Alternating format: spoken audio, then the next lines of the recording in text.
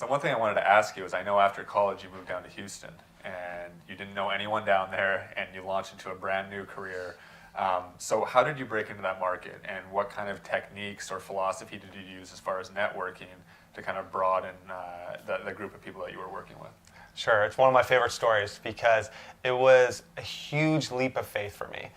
I remember it was 4 years ago, I was 26 years old, and my decision was, what's the best real estate market in the South to really get my career started?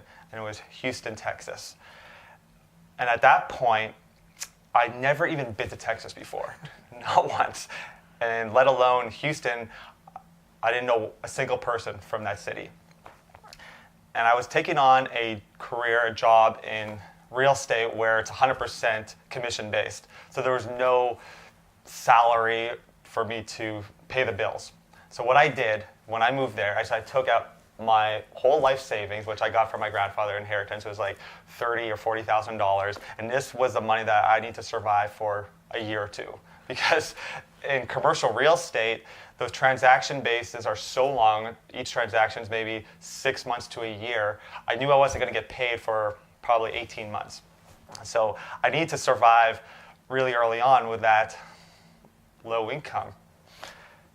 When I moved there, I moved to this hotel in this ghetto area. I mean, I was paying, I think, $500 a month. It was really sketchy. I felt like my life was threatened a few times going down the street, and I'm so glad I got out of that area. But what really set me apart, and I actually appreciated about that moment so much, was that it was a sink or swim type scenario for me. I literally burnt the boats to get to the island, and that's what actually drove me. There was no safety net for me.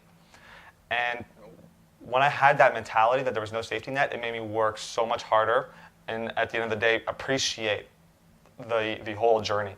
When I first started out, I think a few key points that I noticed were the networking. That was instrumental for me.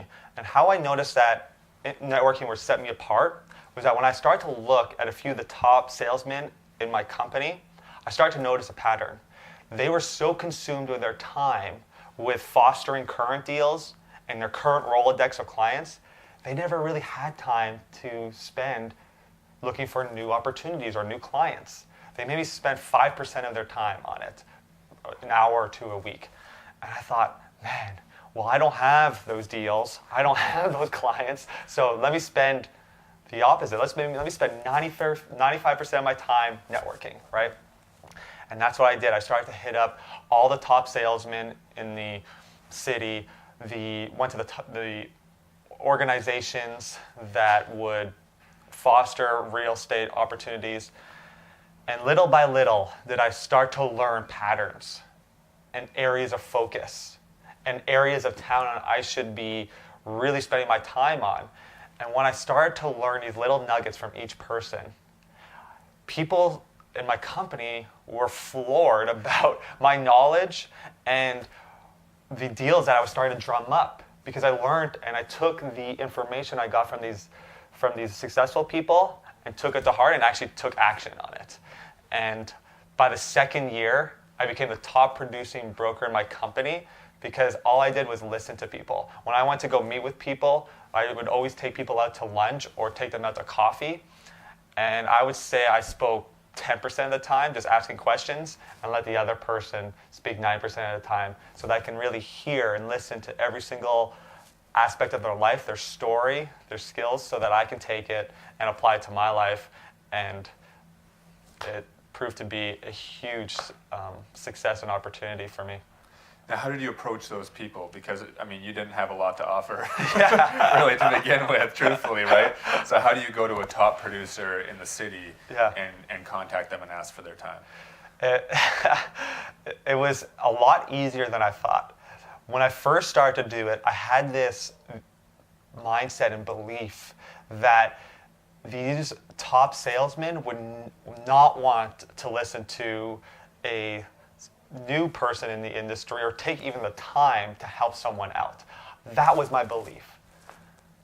What I soon came to figure out were that the top salesmen were actually the most helpful in my success because they achieved such performance in their industry that they wanted to start to give back and they really wanted to help people out.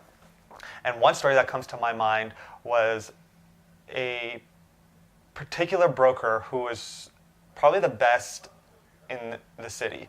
He worked for a national company called CBRE. And I reached out to him, just a quick two-liner, asking him for, if I could run by his office for 5-10 minutes and pick his brain about the business. I didn't want to take up too much of his time, and I would totally understand if he didn't have the opportunity. He was so nice and just allowed me to come to his office. And one of the first things he said that just stuck with me till to this today is that he said, "You are the first person to reach out to me and talk." And this guy's been in the business for like 20 years.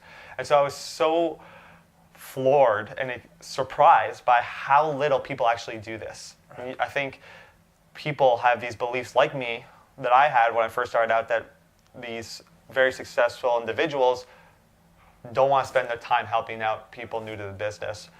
But once I broke that belief from what that guy said, I started to take off and ask everybody out there in the industry, and I would say I would have got a 90% success rate in meeting them. Wow. Yeah, that's great.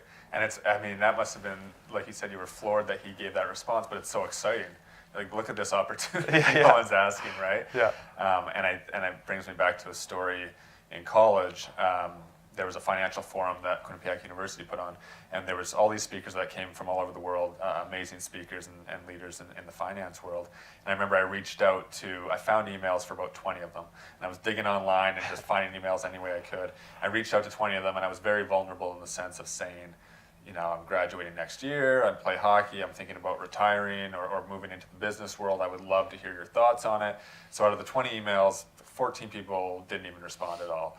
4 people either gave me a quick, short no, or some were actually kind enough to give me an explanation on why they couldn't meet with me. But 2 people met with me, and these 2 individuals were leaders in the finance world, people that were in the media, that were all over the place.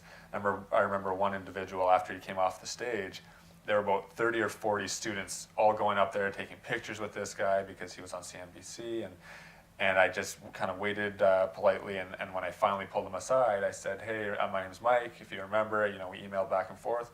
He's like, "Absolutely, let's find time to chat." So he pulled me aside. All these people are waiting for pictures, and we stood there and we talked for 10 minutes.